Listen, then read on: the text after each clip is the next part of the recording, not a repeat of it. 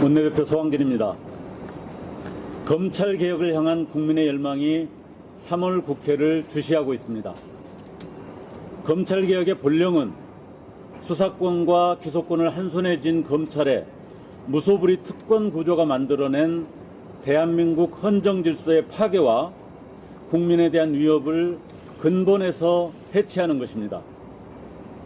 수십 년에 걸친 민주항쟁으로 군부 독재를 넘어선 이후 새로운 권력으로 자리 잡은 검찰 권력의 횡포에 대한 민주시민의 각성과 처절한 저항을 지렛대로 삼아 검찰 독재를 완전히 극복하려는 시대정신의 발현입니다.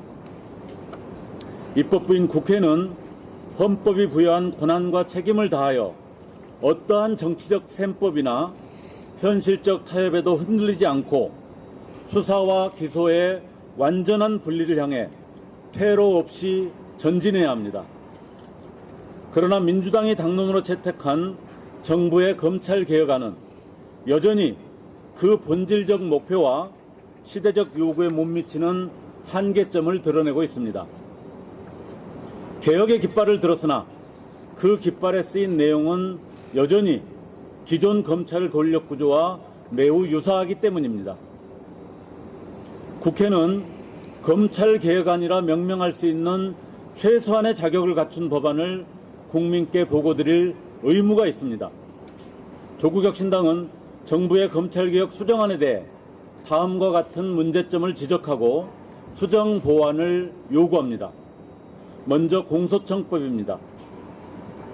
첫째, 공소청은 대공소청, 고등공소청, 지방공소청의 3단 구조를 갖출 하등 이유도 명분도 없습니다. 여타의 행정부 산하기관과 동급으로 확실히 개편해야 합니다. 둘째, 공소청 신설 이전 수사 개시 사건에 대해 최대 6개월간 공소청 검사가 수사를 이어가도록 하는 부칙을 삭제해야 합니다. 이 부칙에 따르면 올해 6월 지방선거 사범에 대한 수사는 공소청의 수사 대상이 됩니다.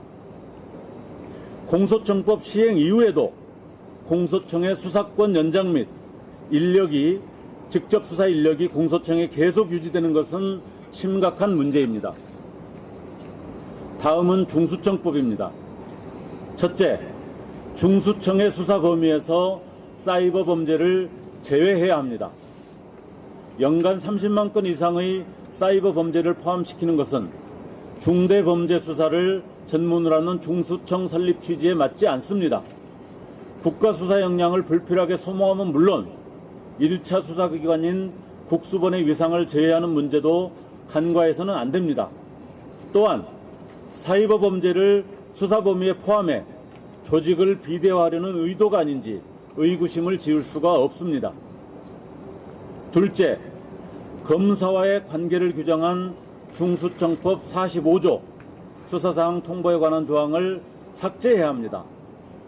이 규정은 중수청의 수사암장에 대한 우려에 대한 견제의 일환이지만 시정조치 요구권 및 보완 수사권과 결합될 경우 검사의 사건 가로채기 약습이 부활할 가능성이 발생합니다.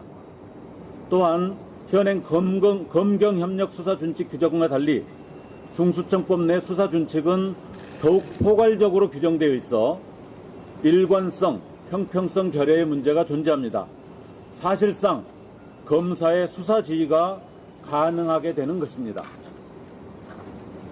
끝으로 정부와 민주당은 검찰개혁 2단계의 전개 시점과 관계없이 형사소송법 196조를 삭제하고 보완 수사권을 인정하지 않겠다는 입장을 국민 앞에 명확히 공표하십시오. 이것이야말로 정부 여당의 검찰개혁 진정성을 가늠하게 하는 척도가 될 것입니다. 조국혁신당은 이상의 요구안에 대한 민주당의 전향적 결단을 촉구합니다. 검찰개혁을 위해 뜨겁게 싸워온 우당으로서 진심을 다해 민주당에 제언합니다. 우리의 요구사항은 검찰개혁의 본령을 지키기 위한 실질적 마지노선입니다. 조국혁신당과 협력해 검찰개혁안을 조율하며 최소한의 진전을 이룹시다. 합동정책의원총회든 지도부 간 협의든 그 어떤 방식이든 머리를 맞대고 국민의 명령을 책임있게 완수합시다.